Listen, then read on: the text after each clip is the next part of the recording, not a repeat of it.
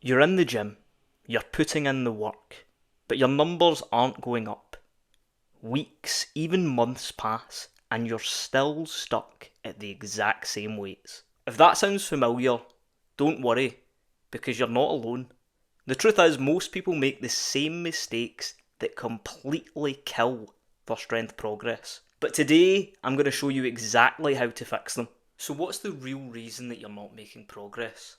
Well, it can usually boil down to one of four things: improper programming, lack of effort, no progressive overload, or improper recovery. So let's break them down one by one. If you're going into the gym and doing whatever feels right, playing hopscotch on the machines, doing bench one day, squats the next, not really having a rhyme or reason to what you're doing, just training hard and doing what you feel like, that will only get you so far. Strength is primarily a skill, and skills need practice. And if you want to practice, you have to practice perfectly. If you look at any of the world's strongest men, what they've got in common is well structured programs. There's not a guy out there that is just kind of doing what he feels like. And for even kind of relatively strong guys in the gym, you'll look at them and they will definitely have done something like a 5x5, 5-3-1 conjugate, or just any kind of simple linear progression. There has to always be a plan and a path that takes you upwards. What we need to talk about next is effort. This is something that's quite funny because on the one hand we do have people like beginners that struggle with effort, but something that I've definitely experienced and seen firsthand is intermediate and advanced guys kind of dropping their effort level after a certain point. Sometimes we'll find that there'll be a goal lift that you want to get a certain kind of level of results on, and then after you achieve it, you're just not quite as hungry as you once were. You need to kind of check in with yourself and be really honest about whether your set was to failure. Did you train to the point of just feeling uncomfortable in the muscle? Or did you train until you physically couldn't have moved the bar? That's something to think about. And it's not just about doing that on your compound lifts, but it's also about doing that and taking the time to do that on your accessories. You know, you don't want to just turn up to the gym and just kind of hit your 3 sets of 10 tricep push downs and go, well, there, I done my triceps. You have to invest in every single lift, especially as you advance, because you can't get away with relying on the main compounds just to carry you. Now, this one can be quite hard truth for some people to swallow, but if you're not taking care of your recovery, if you're not taking care of your sleep and your nutrition, you're spinning your wheels, because muscle is actually built, strength in a sense is actually built with the gym. It's in that recovery process where you heal, the muscle fibres grow. That is what actually gets you the progress. It's not necessarily the damage that you're doing, that's part of it. But you can do all the damage you like, but if you aren't getting the recovery in, you're just spinning your wheels. If you ever kind of relax your tracking, you know, maybe say I'm not going to track my protein for a couple of months, I'm just going to eat kind of whatever my girlfriend makes me, whatever my mum makes me, and I'll cruise by and I'll train hard in the gym. There's lots of people that I've kind of encountered that they take this time period and then they can come back to me like 2 months into it and go, you know, I'm just not progressing like I used to.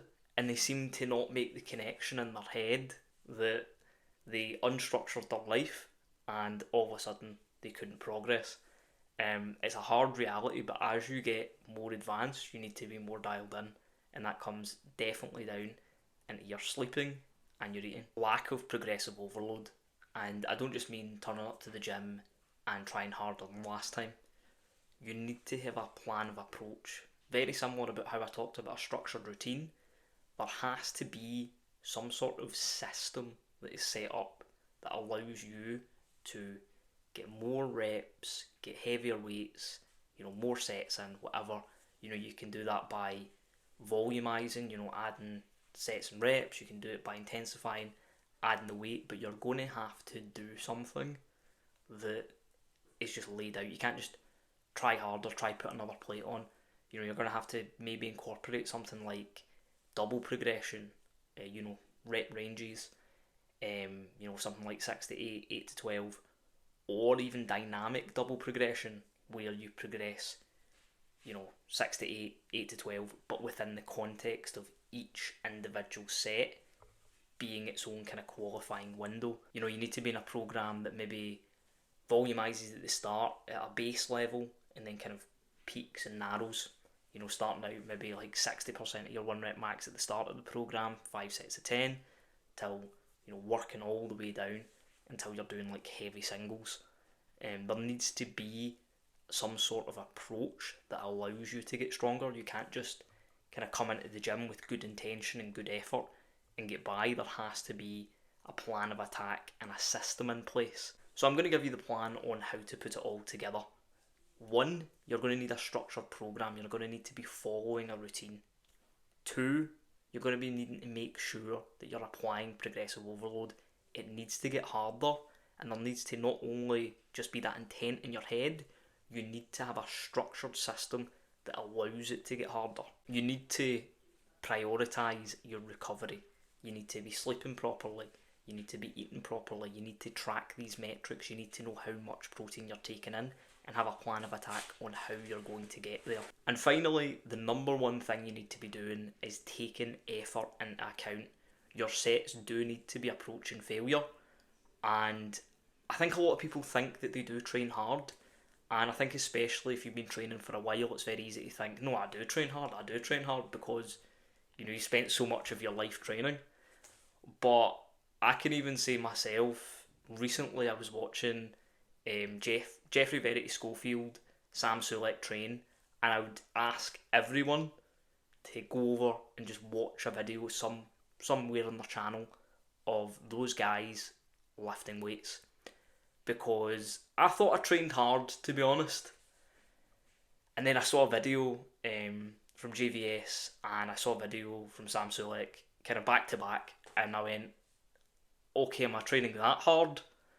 And I can say that I'm not. So you can actually really look at yourself and kind of think about why you're not progressing. And a lot of the times it's just because you've let these kind of little kind of small leaks form in your kind of training philosophy. Maybe slacking off with your nutrition, maybe thinking that you can get away with a less structured approach, maybe thinking that you can just turn up to the gym and try a little bit harder than last time, maybe thinking that where training hard actually is. Because I think for a lot of people, if you were actually really put in that kind of gun to your head moment, you could probably bang out a couple more reps. So if you put these into practice, I can guarantee you, if you shore up those walls, those 4 pillars that strength progression stands upon, you will absolutely start to see results again. Literally editing this video, and I just realised that I left out one of the most key important points.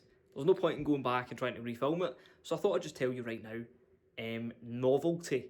One of the biggest things that can cause a plateau is that you're just doing too much of the same stuff over and over again. A lot of the times, changing up rep scheme, changing up even the lift that you're doing, can make a massive difference. If I'm plateaued on bench and every week I do 3x5, and I've done that for 6 months and I'm seeing no more progress, going up to 8 to 12, I could see that spark again. Or instead of doing flat bench, I change it up for incline, and again that's going to spark some of that new progress. I can't believe that I didn't mention it, because I mention it in nearly every video I have ever made. But novelty can also re-spark your strength progress. So please let me know, was this helpful? Did you like the video? Did you disagree with the video? And if you get any suggestions for any more videos like this, just leave them in the comments down below. Please, if you enjoyed, subscribe, click the bell notification so you can stay up to date on the latest ones coming out.